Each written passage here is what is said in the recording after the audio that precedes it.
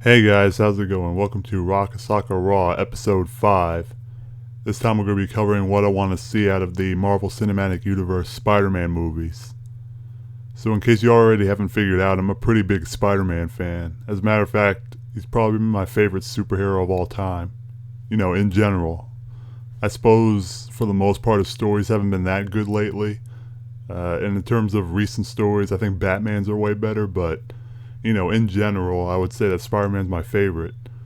And the reason why is because, he's probably the one alter ego that I can not only relate to, but that I genuinely like and root for a lot.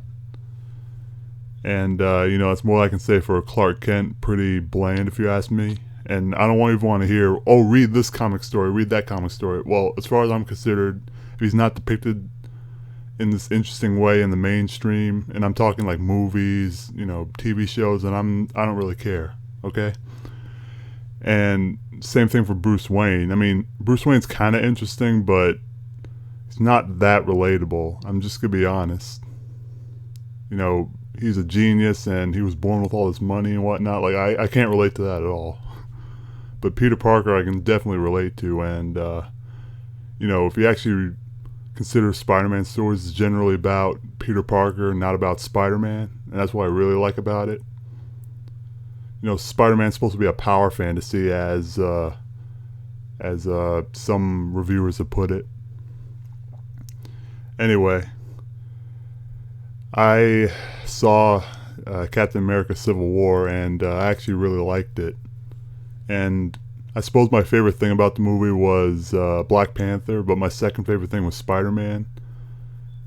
I really enjoyed Tom Holland as Spider-Man, and I really think that as first impressions go, I think he will make a pretty good Spider-Man, but it depends on how the material's handled. I mean, he's supposed to get his own movie next year, which is really, really good. See, I think it's called Spider-Man Homecoming or something. Anyway, I don't really know any details on it, so I just want to give my speculation and not speculation, but what I want to see out of it. And just so I can quickly get through this, I think that Tom Holland is a good Spider-Man so far from what I've seen of him. And I haven't seen that much of him as Peter Parker, but from what I've seen, he looks pretty promising. I certainly like him more than Andrew Garfield. And I know a lot of people like Andrew Garfield, but I wasn't feeling him. And I rewatched The Amazing Spider-Man recently, and I'm still not feeling Garfield as Spider-Man. So far, I would rank the Spider-Man by... I might talk about this in some later date, but very quickly, how I'd rank the Spider-Man... Well, live-action Spider-Man would probably be... I still think Tobey Maguire is the best one, but that's only because he's had 3 movies to prove himself. Then Tom Holland, and I think Tom Holland shows probably as much, if not more, promise than Maguire did, but we'll see. And then at the bottom is Andrew Garfield. I don't really like Andrew Garfield that much, as Spider-Man at least. Anyway, what I want to see from this new movie is...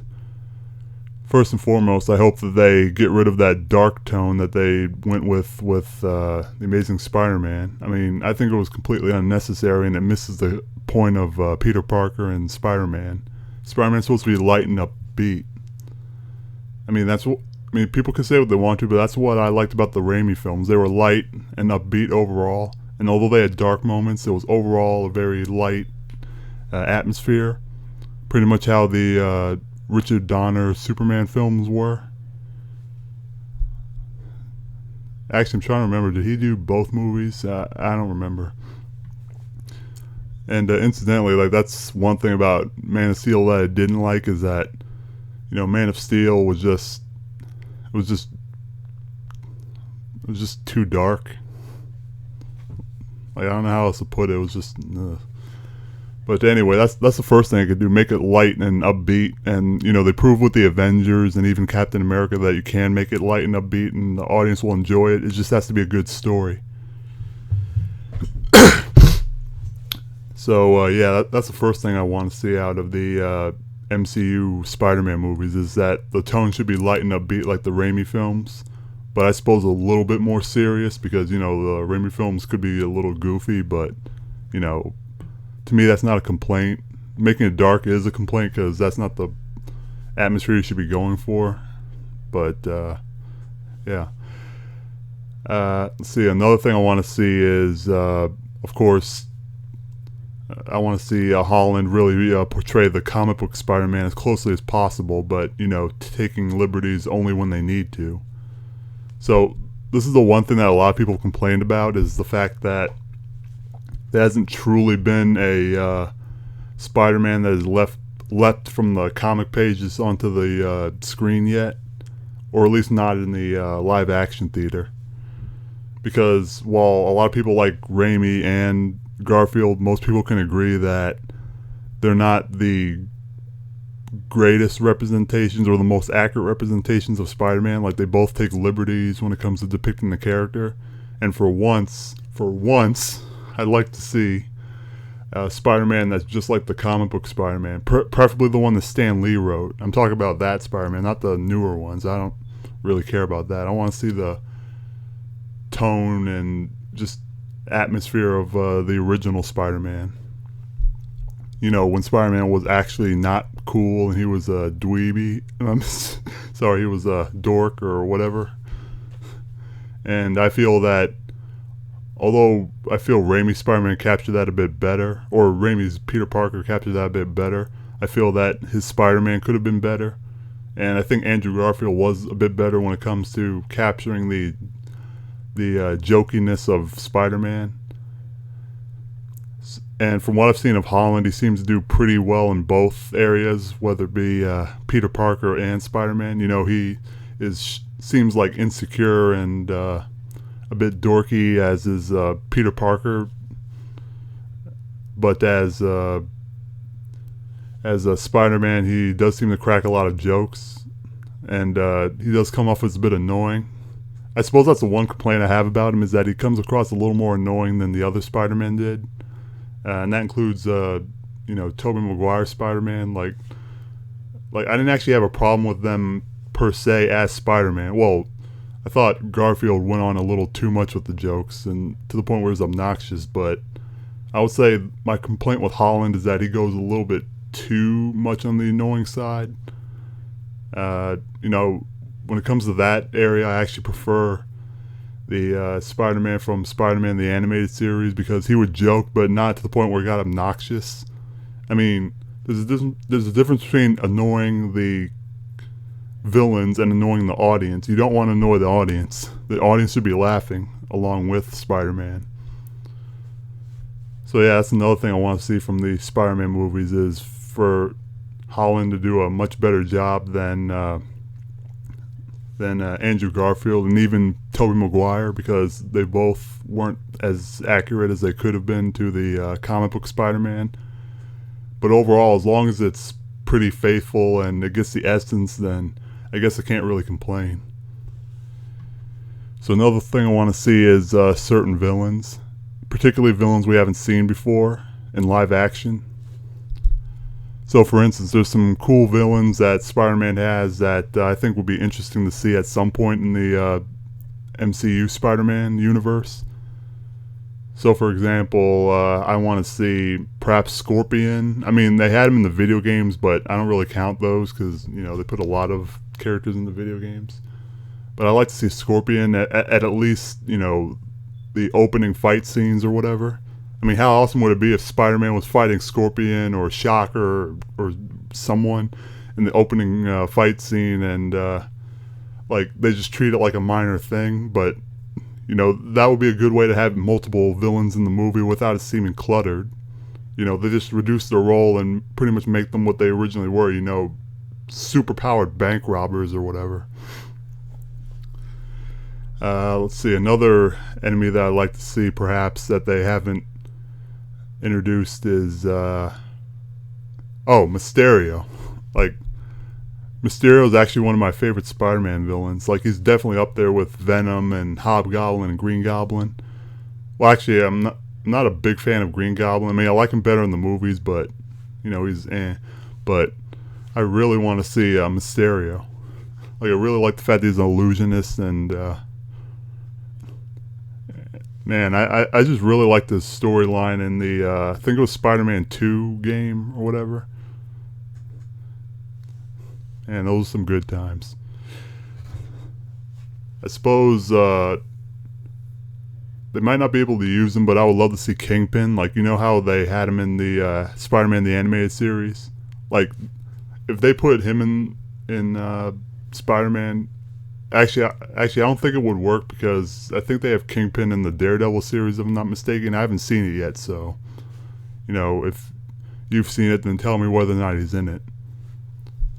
But even if he is in it, I'd still love to see him in at least one of the movies because, he makes a nice setup for hiring a lot of these bad guys to fight Spider-Man. And maybe he can be trying to, control the crime in New York and he's the overarching villain. Like, I think that would be amazing. Like, Kingpin's definitely one of my favorite enemies and he's definitely believable when it comes to, scheming and forming all these different villain organizations like the Sinister Six. Because I think they had him form the Sinister Six in the 90s series of Spider-Man. And, let's see. And Spider-Man has a lot of interesting villains. I suppose I also might want to see Kraven the Hunter. That'd be an interesting Spider-Man story. Although, I don't think they should... I think Kraven would probably be better if they made him sort of anti-villain or whatever you call it, kind of like what they did with Doc Ock in Spider-Man 2. So in other words, he's not really an evil guy. He's just a guy that was kind of corrupted or whatever. Except they don't do exactly that with this new Spider-Man. Like what they could probably do is they can have Kraven after a particular goal, but he's not particularly evil, and he just beats Spider-Man because he's in the way or something. Like, I think that would be awesome. Let's see. There's a lot of Spider-Man villains. If they were to actually do it right, I'd really love to see them do the Venom saga, except they break it up into at least 3 movies. So, for instance, perhaps in the first part of that saga, they have him get the black suit and fight some villain, maybe the Green Goblin or something, or Hobgoblin, or Kingpin, or whatever. And maybe at some point in the film he nearly kills him, and he goes to that bell tower and tries to fight with the symbiote, and the symbiote comes off and it goes on to Eddie Brock, who would have been set up in the first movie. And by the end of that movie, we would see Venom. And then in the second movie, they have Venom appearing, and maybe kind of like in the series, he can beat up on some of Spider-Man's bad guys that he's fighting. Man, that series was great. Anyway, they would have him fight Venom in the second movie and defeat him by the end of the second movie. But maybe they find out that the Venom symbiote hatched at the end of the second movie. And, it would form the Carnage symbiote. And, Eddie Brock gets sent to jail or whatever. Then in the third movie, they have, the Carnage symbiote going on Cletus Cassidy and the Venom symbiote going back on the Eddie Brock. And, maybe Spider-Man and Eddie Brock have to team up in order to beat Carnage. Like, I think that would be an awesome ending to the series. Although, based on how long it would have to be, that would probably be better if they did like 6 Spider-Man movies. Like the first 3, they have all these other villains, and then in the last 3, they decide to go all out and have the Venom series, or Venom saga, whatever you want to call it, or Symbiote saga, I guess. Seriously, like, I've always wanted to see the entire Symbiote saga in live action. I mean, I doubt we're going to see it. They're probably just going to do the same thing that they did before, shoehorn it into one movie, but, I can dream, obviously. And I suppose another thing I want to see is a lot of the side characters returning, but, recast, but with very strong, capable actors. So, for instance, I want to see, like, a lot of people might be upset, but I want to see JJ come back, J. Jonah Jameson. And if possible, get somebody as good as, J.K. Simmons. I doubt it's going to happen, though. But I suppose worst case scenario, they can just bring J.K. Simmons back, but that's going to confuse people, so they probably should recast him. Excuse me. But yeah, they should definitely bring back JJ and Robbie Robinson and all those people. They should also bring back Harry Osborn, and I don't know if they should used to play him. Like, I'm not good with casting, but they really need to bring somebody who really brings the essence of all these characters. Now, I suppose one complaint I have is Aunt May. I mean, she looks way too young. I mean, to me, even from the beginning, Aunt May was like an older, you know, essentially she's an old caretaking woman. But the new Aunt May they use pretty much is like a MILF or something. I mean a lot. I mean, I can't be the only person that has a problem with that.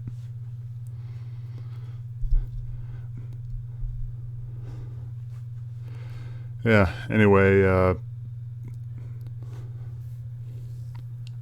I suppose that's probably about it. I mean, as long as they cover these things and they try to tell a great Spider-Man story in and of itself, kind of like what Raimi tried to do, and in my opinion, generally succeeded, then I think these new Spider-Man films will be finally better than the Raimi films, if not as good. And I really want that to happen because those films at this point are what, 15 or so years old, so it's about time somebody tries to outdo them. And I'm talking both story casting and action scenes.